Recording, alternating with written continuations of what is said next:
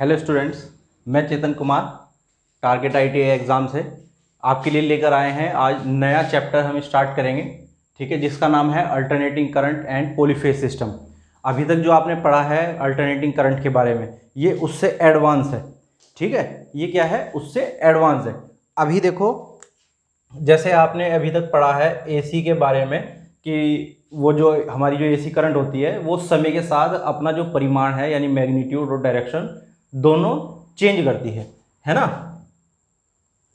तो हम क्या करेंगे, ये जो हमारा अल्टरनेटिंग करंट पॉलीफेज सिस्टम है, इसमें जो हम पढ़ेंगे इसके बारे में हम क्या पढ़ेंगे। देखो, सबसे पहले तो AC करंट पढ़ेंगे, उसकी फ्रीक्वेंसी, उसका टाइम पीरियड क्या होता है, उसकी एवरेज वैल्यू क्या है, उसकी RMS वैल्यू क्या है, ठीक है। उसमें फिर हमारे फ्रॉम फैक्टर आते हैं, पीक फैक्टर आते हैं, रिपल फैक्टर आते हैं, ये सब हम पढ़ेंगे। और हम इसके साथ साथ ये पढ़ेंगे, इस चैप्टर की सीरीज होगी हमारी, कि भाई जो सिस्टम जैसे लैग करता है, लीड करता है, जैसे आपने सुना होगा अग्रगामी, है ना, पश्चगामी सिस्टम, वो कैसे होता है ना, और उसे कैसे सोल्व करते हैं, कैसे पढ़ते हैं। तो ये जो हमारी अल्टरनेटिंग करंट पॉलीफेज सिस्टम की जो हमारी चैप्टर इसकी सीरीज है चैप्टर की, इसके 3-4 लेक्चर आपको मिलेंगे जिसमें ये सब कवर होगा, ठीक है। तो अल्टरनेटिंग करंट तो हम आपने सब पढ़ा है, जो मैंने आपको बेसिक लेक्चर की सीरीज पढ़ाई है, शायद पहला या दूसरा लेक्चर है हमारा अल्टरनेटिंग करंट है उसमें, है ना। लेकिन अब ये क्या है, उससे नेक्स्ट लेवल की चीज है, ठीक है।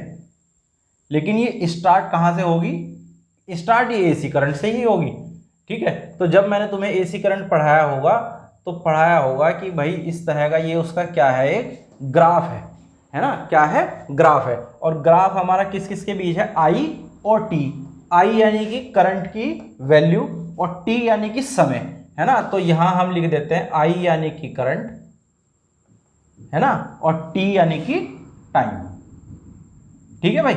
और ये क्या है, ये यहां पे है हमारा जीरो एक्सिस, ठीक, एक यहां पे है और एक ये, ठीक है। अब देखो, इसमें कुछ एक टर्म्स मैंने तुम्हें तब भी बताई थी और अभी भी बता रहा हूं, आपकी रिपीट हो जाएगी, है ना।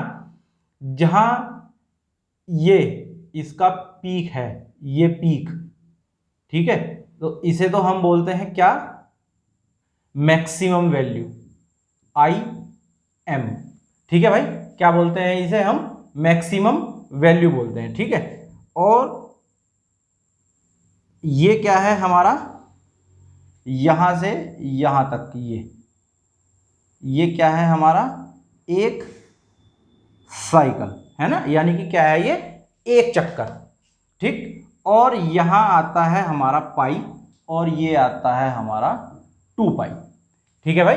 पाई यानी कि अगर आपने पढ़ा होगा मैथ में, है ना, पाई की वैल्यू कितनी होती है, 180 डिग्री, है ना।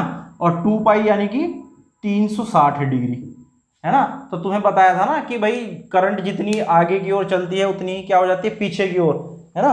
तो इसीलिए ये चक्कर लिया गया कि भाई अगर मैं तुम्हें कहूं कि भाई ये एक अर्धवृत्त है ना, तो बताओ इसके बीच में कितना कोण है। तो कितना कोण है भाई, अगर यहाँ केंद्र मानोगे तो ये कितना है, 180 डिग्री। इसीलिए यहाँ हमने क्या ली वैल्यू, पाई ली है। और 180 डिग्री ये और 180 डिग्री ये, यहाँ क्या ले ली हमने, 2 पाई। क्यों, क्योंकि ये क्या हो गया हमारा, 360 हो गया, ठीक है। देखो, इसे समझना क्यों जरूरी है, क्योंकि जब इसकी टर्मिनोलॉजी और आगे बढ़ेगी, है ना, तो चीजें यहीं से निकल के आएंगी, है ना। चीजें कहां से निकल के आएंगी, यहीं से निकल के आएंगी। इसलिए तुम्हें इसे पूरा समझना बहुत जरूरी है, ठीक है भाई। अच्छा, फिर मैंने तुम्हें एक चीज बताई होगी कि भाई ये जो हमारी अल्टरनेटिंग करंट है, इसे हम क्या बोलते हैं, साइनोसोडल करंट बोलते हैं। क्या बोलते हैं भाई, क्या बोलते हैं, साइनोसोडल करंट,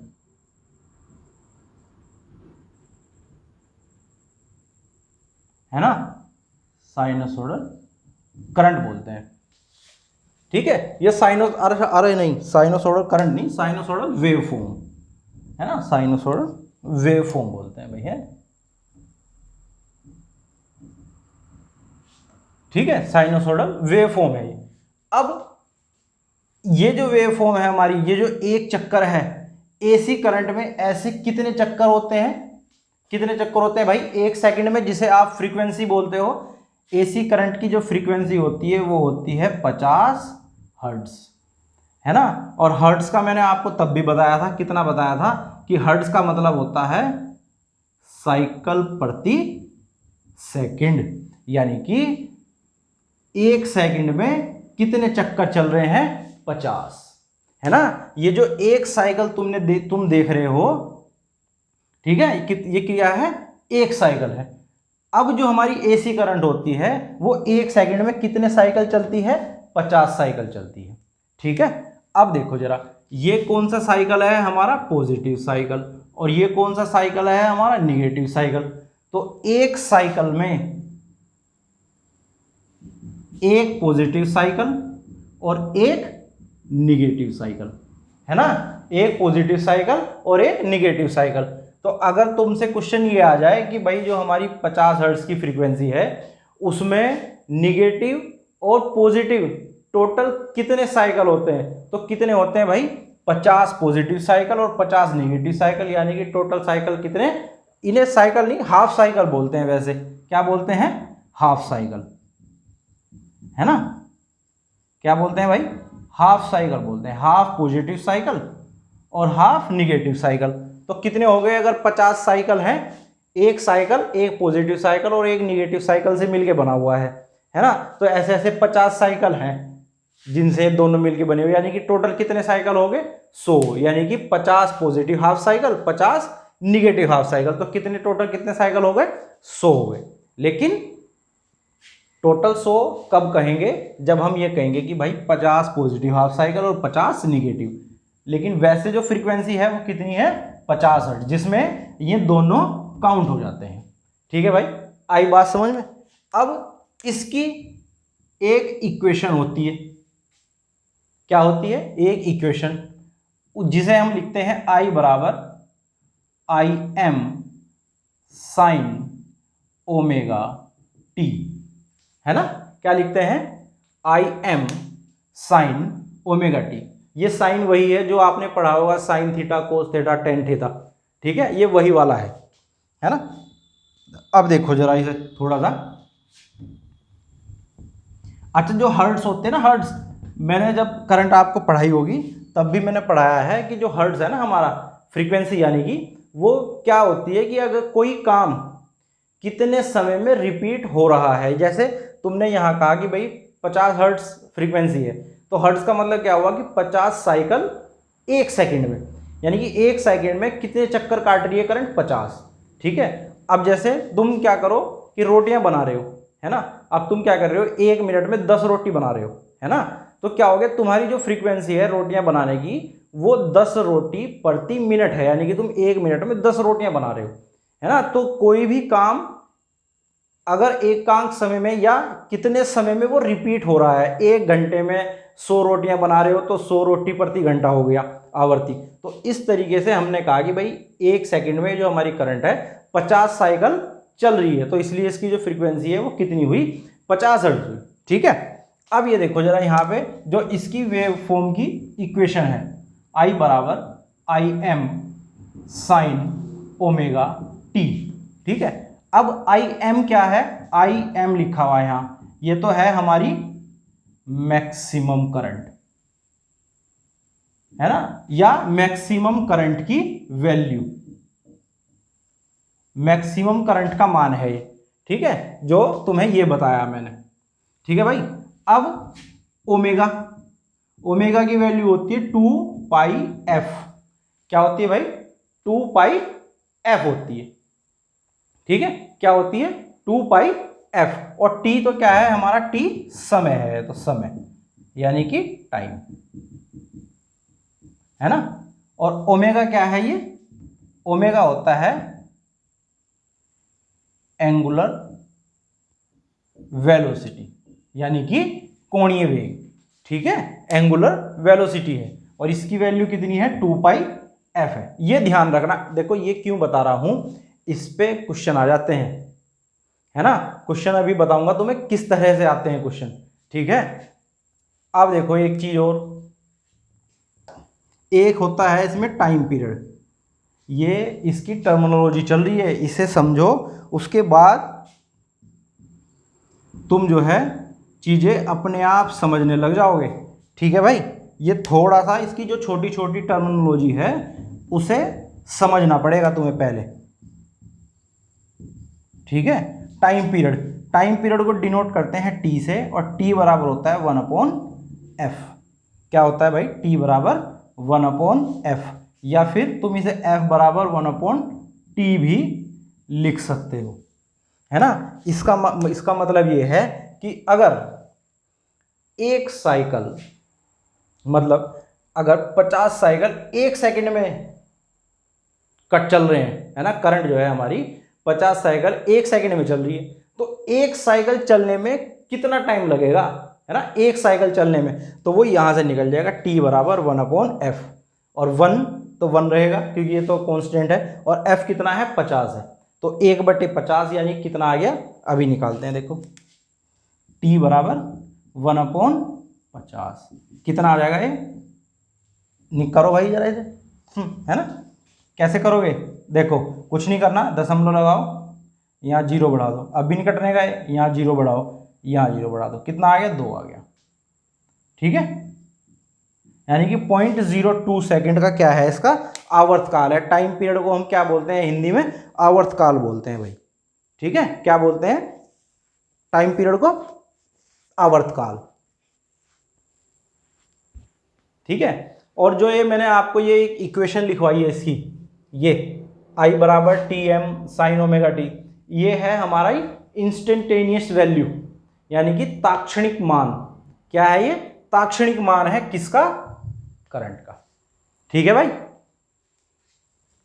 अब देखो जरा एक चीज और,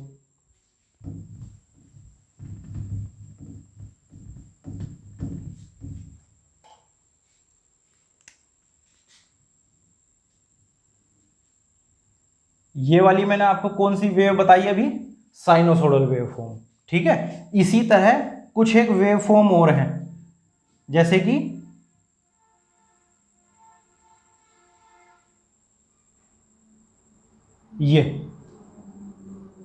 ये कौन सी वेव फॉर्म है भाई? ये है स्क्वायर वेव फॉर्म, है ना। कौन सी? Square wave form.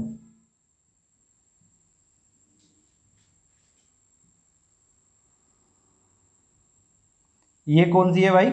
ये बन रहे हैं ट्रायंगल, तो ये है हमारी ट्रायंगुलर वेव फॉर्म, है ना।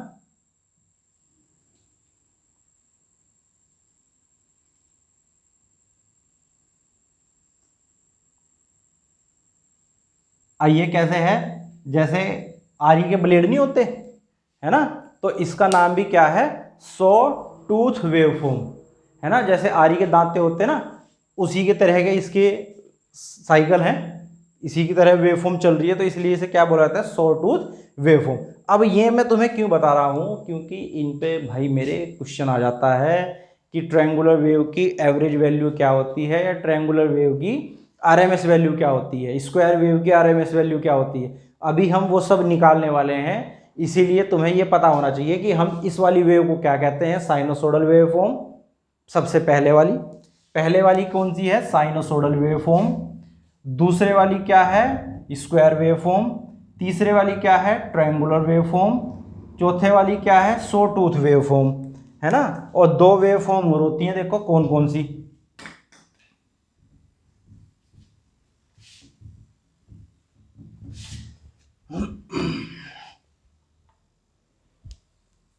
देखो जैसे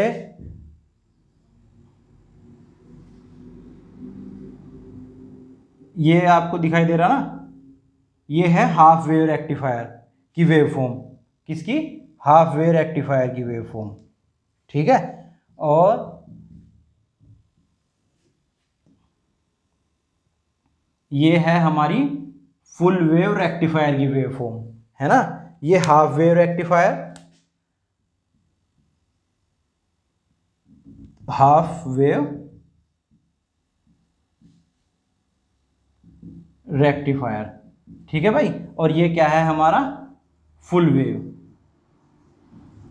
है ना। ये फुल वेव रेक्टिफायर है, वो हाफ वेव रेक्टिफायर है, ठीक है। और इन्हें जो बोला जाता है, देखो रेक्टिफायर का यूज़ क्यों होता है? एसी से डीसी में चेंज करने के लिए, ठीक है। लेकिन जो इनकी आउटपुट आती है वो प्योर डीसी नहीं होती, ठीक है, इसलिए इसे हम क्या बोलते हैं, पल्सेटिंग डीसी बोलते हैं। ठीक है, तो अगर क्वेश्चन आ जाए कि भाई पल्सेटिंग डीसी देने वाली कौन सी डिवाइस है, तो वो कौन सी है, रेक्टिफायर है ना। या फिर इस तरह की वेव फॉर्म तुम्हें दिखा दे और कहे कि भाई ये इन वेव फॉर्म को क्या कहा जाता है, और वहां पे हाफ वेव रेक्टिफायर की आउटपुट ना हो ऑप्शन में, तो हमें आंसर क्या लगाना है, पल्सेटिंग डीसी लगाना है।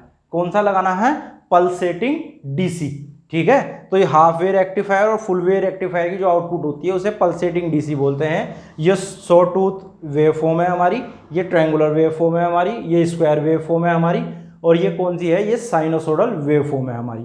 ठीक है भाई, इतना आया, इसे देख लो एक बार। देखो अभी ये क्या कर दिया मैंने, सब एक साइड में कर दिया है ना, जो जो आपको बताया था ना भी वेव फॉर्म मैंने साइड में कर दी। क्यों कर दी, क्योंकि अब इन वेव फॉर्म की आपको एवरेज वैल्यू और आरएमएस वैल्यू बताऊंगा।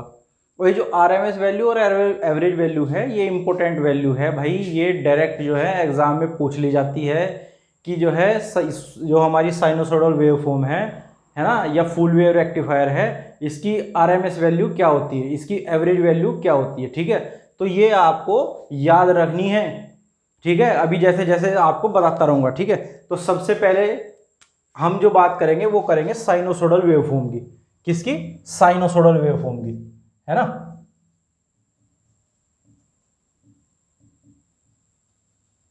साइनोसोडल वेवफॉर्म, ठीक।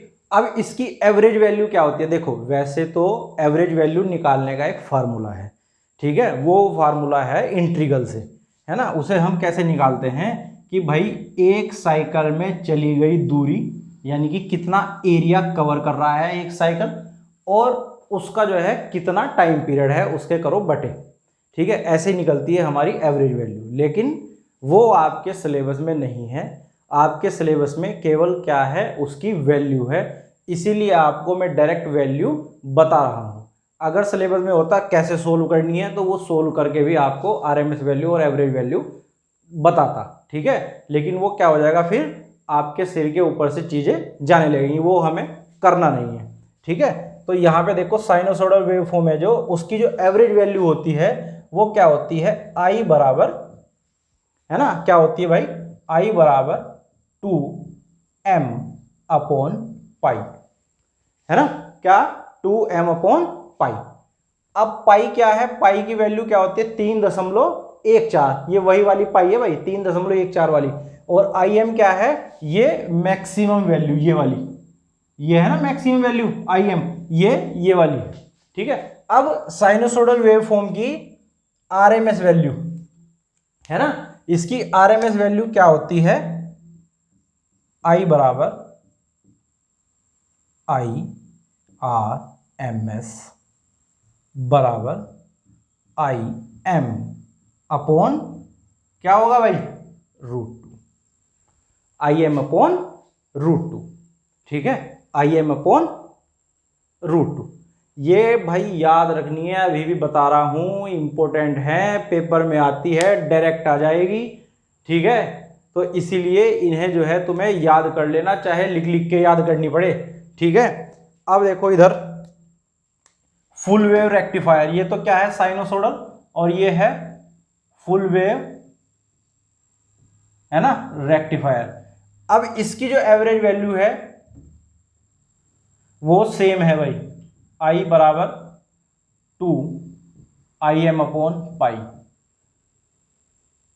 ऐसे कर लो इसे, है ना, ये, और ये है IRMS बराबर IM अपॉन √2।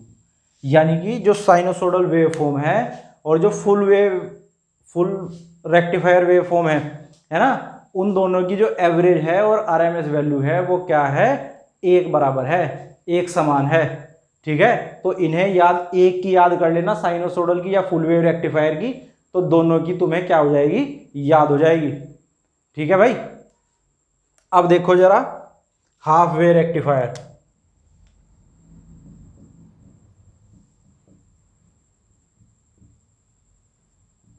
ठीक है, उसकी एवरेज वैल्यू आई एवरेज, ठीक है।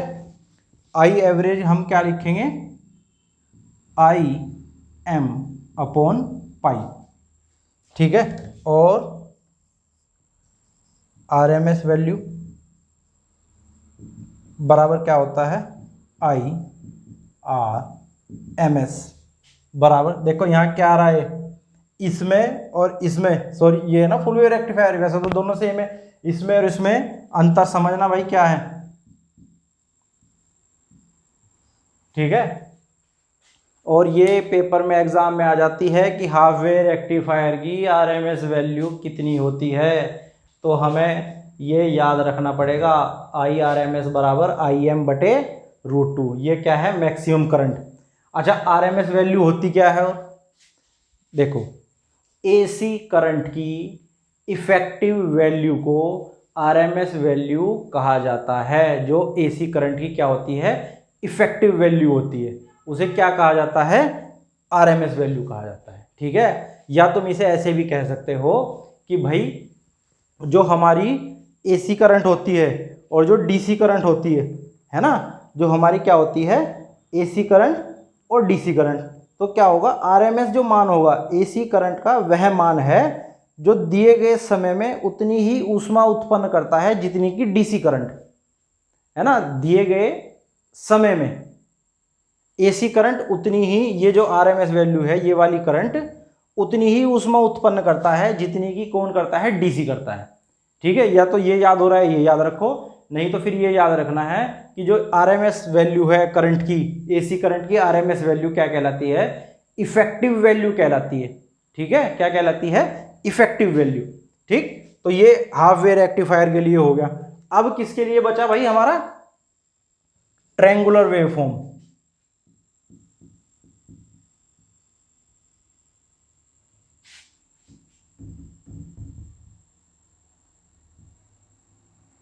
ठीक है। तो ये ट्रायंगुलर वेवफॉर्म के लिए एवरेज वैल्यू क्या होगी, आई एम अपॉन सॉरी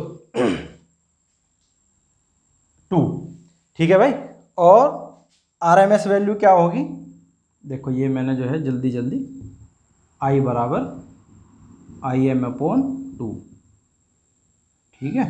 और आई आर एम एस बराबर I M upon under root three, ठीक है। ये किसके लिए है, ट्रायंगुलर वेवफॉर्म के लिए, ठीक है।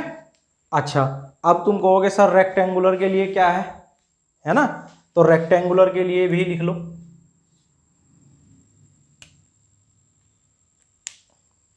इन्हें भाई अपनी नोटबुक में लिख लेना कहीं भी। ये ट्रायंगुलर वेव के फॉर्म के लिए है, ये हमारी फुल वेव रेक्टिफायर है, ये हमारा हाफ वेव रेक्टिफायर है, और ये हमारी साइनसोइडल वेव फॉर्म है, ठीक है।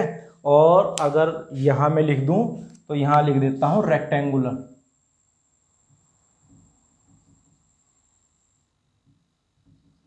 ठीक है। और इसकी जो एवरेज वैल्यू होती है वो होती है आई एम, और I R M S value क्या होती है इसकी, वो भी होती है आई एम। ये सबसे आसान है, ठीक है। लेकिन आसान है इसलिए ये नहीं आती कभी भी, है ना, इन चारों में से ही आएगा।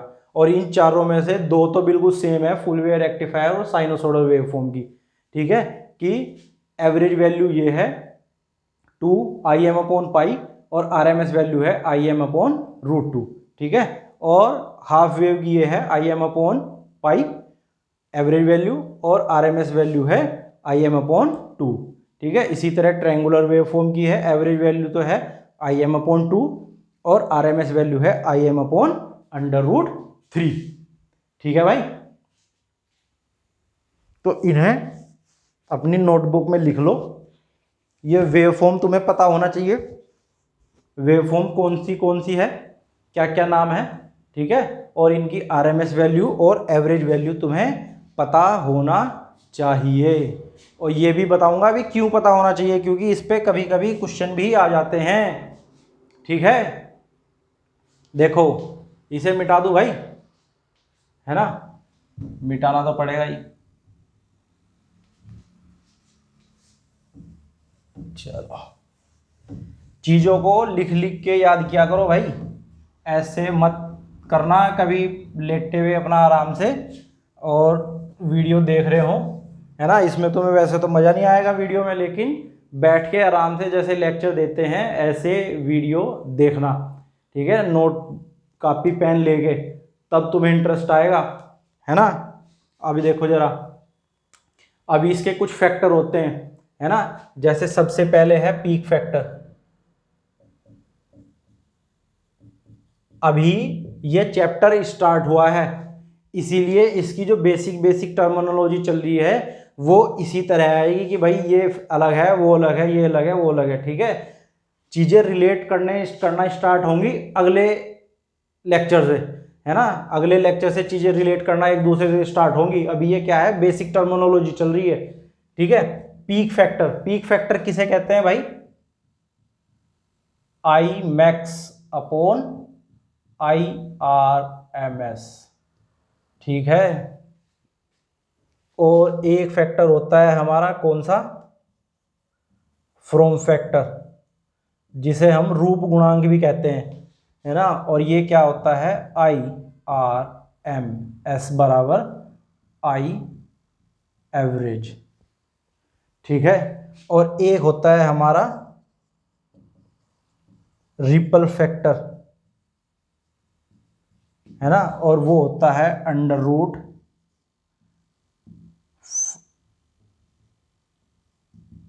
फ्रॉम फैक्टर का स्क्वायर माइनस के 1, है ना।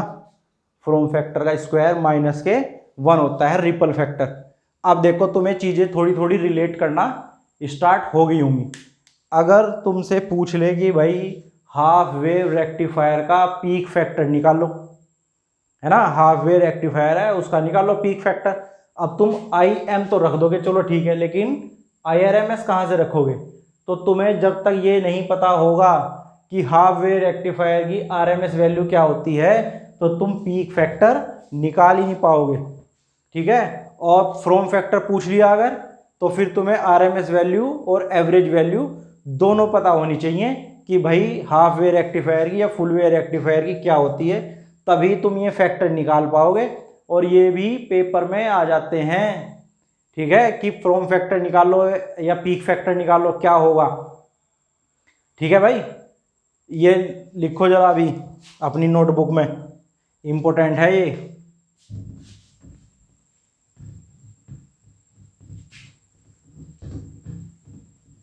अब देखो इन पे क्वेश्चन कैसे आते हैं, है ना। जैसे कि क्वेश्चन ऐसे आ जाएगा, 10 I बराबर 10 साइन 314t, है ना। और हमें क्या निकालना है, I मैक्सिमम निकालना है, ठीक है। और हमें फ्रीक्वेंसी निकालनी है, और हमें क्या निकालना है, T निकालना है। T क्या है, टाइम पीरियड, आवर्तकाल, ठीक है। ये तीनों चीजें निकालनी है। और ये दे दिया I बराबर 10 sine omega T, sorry 10 sine 314t। अब देखो निकालोगे कैसे, क्या इक्वेशन बताई थी मैंने तुम्हें,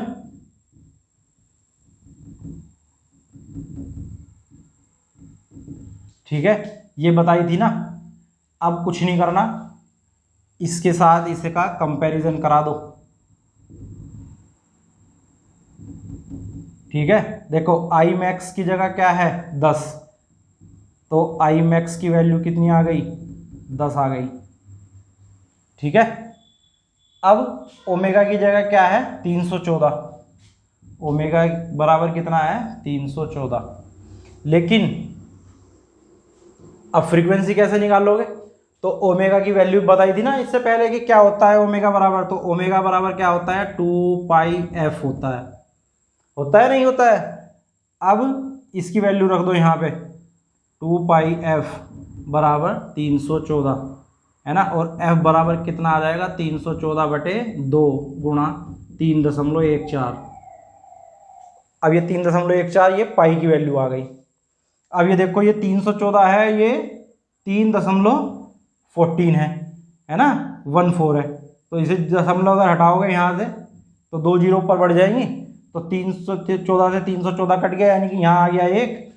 तो ये कितना आ गया, F बराबर 100/2, और 100/2 यानी कि 50 हर्ट्ज। ठीक है, आ गई फ्रीक्वेंसी 50 हर्ट्ज। अब टी निकाल दो।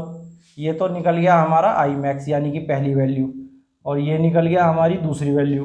अब तीसरी वैल्यू देखो कैसे निकलेगी।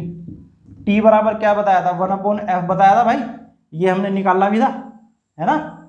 तो 1/50 कितना आ गया, 0.02 सेकेंड बताया था ना निकाल के। ये एग्जाम्पल किया था पहले ही, है ना, किया था ना कि भाई 50 हर्ट्ज के लिए कितना आवर्तकाल आएगा, तो ये ऐसे आएगा, है ना। इस तरह निकलेंगे ये, इस तरह क्वेश्चन आएगा। अच्छा, ये अभी तुम्हें हार्ड लग रहा होगा, लेकिन ये हार्ड क्वेश्चन नहीं है, ये केवल तुम्हें क्या करना है, कंपैरिजन करना है और कुछ नहीं करना। ठीक है, देखो एक और देखो क्वेश्चन इसी तरह के तरह का।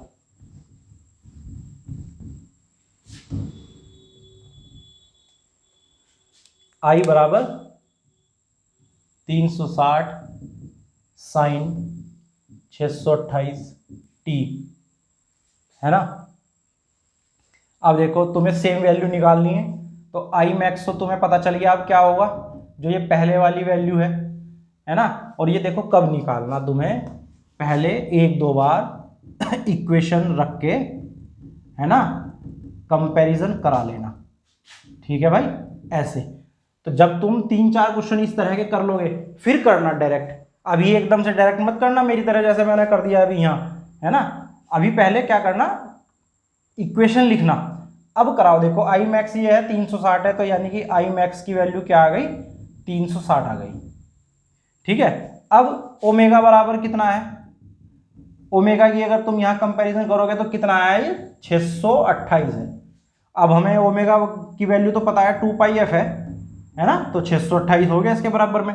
और f बराबर क्या हो गया, 628/2 गुणा 3.14, है ना। अब ये दशमलव हटाओ, इसकी 2 जीरो ऊपर बढ़ा दो। अब देखो मैंने वैल्यू इसलिए डबल ली थी, है ना, 314, और ये कितना आ गया, 2 से कटेगा सीधा, है ना। 314 दूनी कितना हो गया, 628। तो f बराबर कितना हो गया, 200/2 हो गया। अब इससे कटा तो फ्रीक्वेंसी कितनी आ गई, 100 हर्ट्ज आ गई। कितनी हर्ट्ज आ गई, 100 हर्ट्ज, है ना। और तीसरा क्या है हमारा, आवर्तकाल, यानी कि t बराबर 1/f, यानी कि 1/100, यानी कि 0.01 सेकेंड। ठीक है भाई, ऐसे आएंगे तुम्हारे पेपर में क्वेश्चन। एक चीज भी पूछ सकता है कि भाई फ्रीक्वेंसी निकाल लो कितनी है, या ये भी पूछ लेगा, ये W इसकी वैल्यू पूछ लेगा। ये क्या है, एंगुलर वेलोसिटी है, क्या है ये, एंगुलर वेलोसिटी। ठीक है भाई,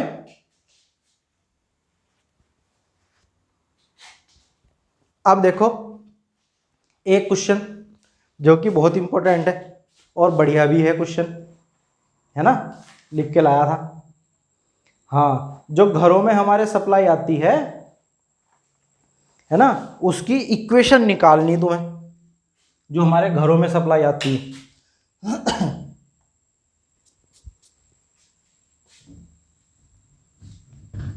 इसके बाद हम क्या करेंगे, ये जो तुम्हें लिखवाया ना factor, from factor, peak factor, ये है ना, इनके ऊपर भी एक क्वेश्चन करेंगे, है ना, या फिर नेक्स्ट वीडियो में इनके ऊपर क्वेश्चन करेंगे। अभी ये देख लो, एक है ना, घरों में आने वाली वेव फॉर्म की क्या निकालनी, हमें इक्वेशन निकालनी, है ना। तो क्वेश्चन क्या है, घरों में आने वाली जो सप्लाई है उसकी इक्वेशन निकालिए, है ना। कौन सी इक्वेशन, वो आई मैक्स वाली, है ना। तो घरों में हम कौन सी वोल्टेज यूज करते हैं, VRMS 220 वोल्ट, है ना। अब कैसे पता चला, अभी क्या बताया था मैंने, VRMS वैल्यू क्या होती है, जो AC करंट की इफेक्टिव वैल्यू होती है। करंट यानी करंट की मतलब वोल्टेज की भी, है ना। करंट तो बाय डिफॉल्ट मुंह से निकलता है, लेकिन करंट के साथ साथ हम यहाँ वोल्टेज भी रख सकते हैं कि भाई वी मैक्स बराबर बटे वी आर एम एस बटे वी एवरेज, है ना। या जितनी भी हमने वैल्यू अभी तक करंट में के उसमें ली है वो वहाँ पे हम वोल्टेज के भी सापेक्ष वो सब चीज़ें ले सकते हैं, ठीक है। लेकिन करंट बाय डिफॉल्ट मुंह से निकलता है तो इसलिए करंट की ही मैक्सिम चलती है। तो वी आर एम एस हमारा कितना है 220, है ना। अब इक्वेशन हम कैसे निकालते हैं, इक्वेशन तो हमें ऐसे निकालनी है, v बराबर वी मैक्स, है ना, साइन ओमेगा टी, ये निकालनी है हमें, है ना। तो सबसे पहले तो चैलेंज वाली बात ये है कि वी मैक्सिमम निकाल लो भाई, क्या होगा, है ना। वी मैक्सिमम निकालना पड़ेगा, नहीं निकालना पड़ेगा, ठीक है। तो कैसे निकालोगे बताओ, देखो कैसे करोगे। घरों में आने वाली सप्लाई कौन सी है, साइनोसोडल वेवफॉर्म ये है, इसकी आरएमएस वैल्यू क्या होती है, v क्या होती है भाई, v एम एस बराबर v मैक्स बटे √2, और हमें क्या निकालना, v मैक्स निकालना ये, है ना। तो v मैक्स बराबर क्या हो जाएगा, v मैक्स बराबर v आर एम एस गुणा √2, है ना। तो वी आर एम एस की वैल्यू कितनी 220, और ये आ गया गुणा में √2, बस निकल गई वी मैक्स, निकल नहीं गई, है ना। और अब हम क्या निकाल देंगे, ओमेगा निकाल दो भाई, कितना होता है ओमेगा, ओमेगा बराबर 2 पाई एफ, और घरों में जो सप्लाई आती है उसकी फ्रीक्वेंसी कितनी है भाई 2 गुणा पाई की वैल्यू कितनी 3.14, और एफ की वैल्यू कितनी 50 हर्ट्ज नहीं है कि नहीं। तो 50 दूनी 100, है ना, और 100 की गुणा करेंगे 3.14 में, कितना आ जाएगा 314 नहीं आ जाएगा, आ गया नहीं आ गया, ओमेगा बराबर ये, बस अब कुछ भी नहीं करना। क्यों नहीं करना, क्योंकि हमें पता चल गया, क्या पता चल गया भाई, कि v बराबर V max sine omega T, है ना। तो क्या हो जाएगा, v बराबर वी मैक्स की वैल्यू कितनी निकाल ली 220 √2, है ना, और साइन 314 टी, ठीक है। ये इक्वेशन है जो घरों में हमारे वोल्टेज आती है ना, उसकी इक्वेशन है ये जो हमने अभी निकाल ली है, ठीक है भाई। आगे बात समझ में, है ना। और ये जो देखो, ये हमने पीक फैक्टर निकाला, फ्रॉम फैक्टर निकाला है ना, और रिपल फैक्टर निकाला है। एक क्वेश्चन कराता हूं जिसमें ये दोनों निकल जाएंगे, है ना।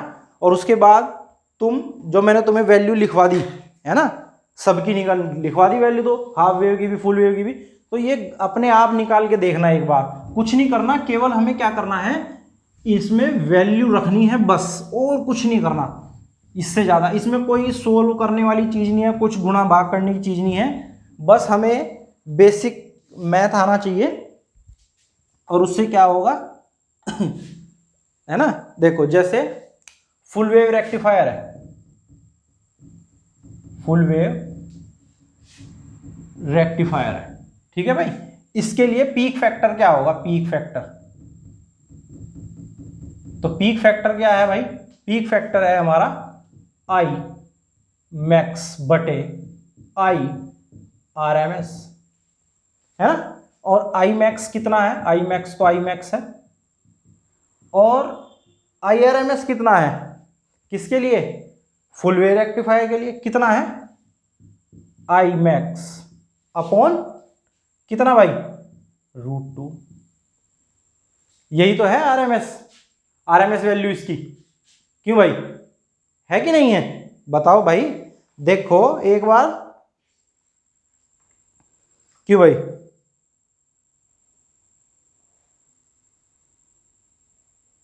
ठीक है।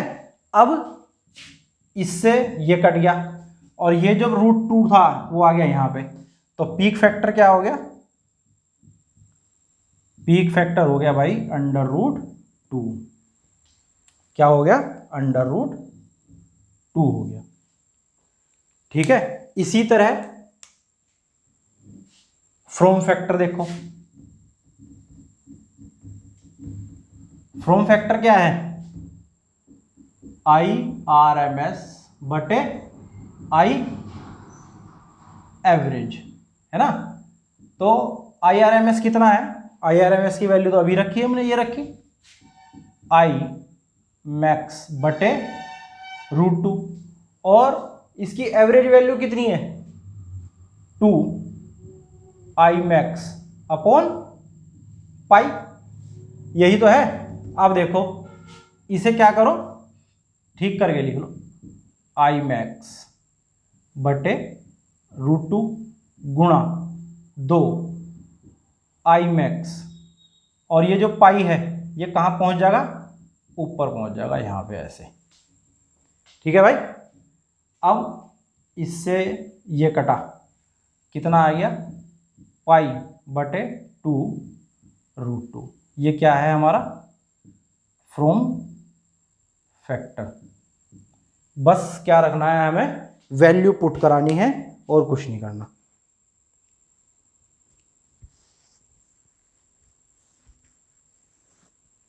ठीक है भाई, चाहे तो इसे सोल्व कर लो, चाहे तो इसे ऐसे ही रखो, कुछ नहीं करना, केवल क्या करना, देखो पीक फैक्टर है I max upon RMS value, अभी I मैक्स तो सेम है। अब हमने जो RMS वैल्यू निकाल ली थी स्टार्टिंग में, जो तुम्हें कहा था कि भाई याद रखनी है, वो हमें यहाँ रखनी है। देखो I मैक्स बटे √2, I मैक्स से I मैक्स कटा, ये आ गया √2, ये कहाँ चला गया, ऊपर चला गया, ठीक। इसके बाद फ्रॉम फैक्टर IRMS वैल्यू बटे एवरेज वैल्यू, अब RMS वैल्यू तो ये रही भाई, है ना, I मैक्स अपॉन √2, और एवरेज वैल्यू कितनी होती है 2 I मैक्स अपॉन पाई। अब ये जो √2 है ये तो इसकी गुणा में आ जाएगा, ये पाई कहाँ चला जाएगा, ऊपर चला जाएगा। तो सोल्व करा, I मैक्स से I मैक्स कट गया, पाई बटे 2√2, ये समझो भाई, ठीक है। इस तरह क्या निकलते हैं हमारे पीक फैक्टर और फ्रॉम फैक्टर, ये निकलते हैं। और अगर तुम्हें ये भी निकालना है रिपल फैक्टर, तो कुछ नहीं करना, फ्रॉम फैक्टर का स्क्वायर करो, -1 करो, और उसका क्या कर दो, अंडर रूट कर दो, ये हमारा क्या आ जाएगा भाई, रिपल फैक्टर आ जाएगा, ठीक है। यहां तक जो समझाया है, ये अभी इसका अल्टरनेटिंग करंट का पहला लेक्चर है, अभी इसके 2-3 लेक्चर और आएंगे, ठीक है। तो ध्यान से समझा करो, ध्यान से देखा करो, चीज़ों को लिख लिख के पढ़ने की कोशिश किया करो, ठीक है। Thank you. आज के लिए हमारा जो है लेक्चर इतना ही रहेगा, ठीक है। Thank you.